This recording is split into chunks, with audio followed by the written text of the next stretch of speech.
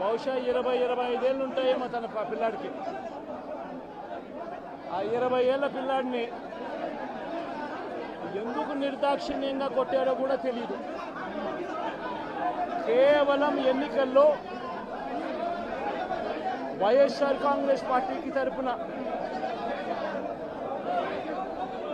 తాను ఓటు వేశాడని, వైఎస్ఆర్ కాంగ్రెస్ పార్టీకి సంబంధించిన కుటుంబానికి చెందిన వ్యక్తిని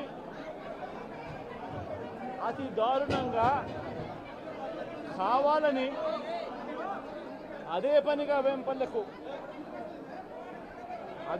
ఒక వెహికల్లో వచ్చి దారిలో పోతా ఉన్న పిల్లోడిని బైక్ ఆపి నిర్దాక్షిణ్యంగా కొట్టి హాస్పిటల్ పాలు చేస్తూ ఉంటే ఏం సాధిస్తూ ఉన్నారు? ఇంతవరకు పులివెందుల్లో ఎప్పుడు ఇలాంటి సాంప్రదాయం లేదు. ఎన్నో ఎన్నికల్లో చూసాం, ఎప్పుడు పులివెందుల్లో ఇలాంటి సాంప్రదాయం లేదు. ఎన్నికలు అయిపోయిన తర్వాత ఓటు వేయని వారిని కొట్టే కార్యక్రమం ఎప్పుడు జరగల.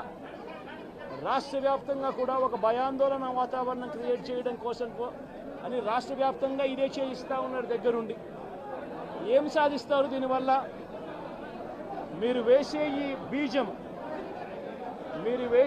బీజం, చేసే ఈ చెడు సాంప్రదాయం రేపొద్దున మళ్ళీ తెలుగుదేశం పార్టీ కార్యకర్తలకి చుట్టుకుంటుంది. చంద్రబాబు నాయుడు అనుకుంటా ఉన్నాడు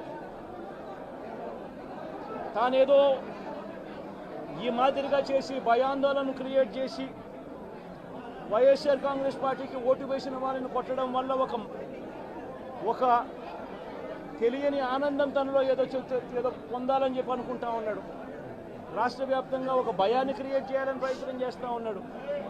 కానీ నేను చంద్రబాబు నాయుడు గారికి మరొక్కసారి కూడా చెప్తా ఉన్నా, ఒక చెడు సాంప్రదాయానికి నాంది పలుకుతా ఉన్నారు. దయచేసి ఆపండి. ఆపకపోతే మాత్రం ఎల్లకాలం మీరే అధికారంలో ఉండరు.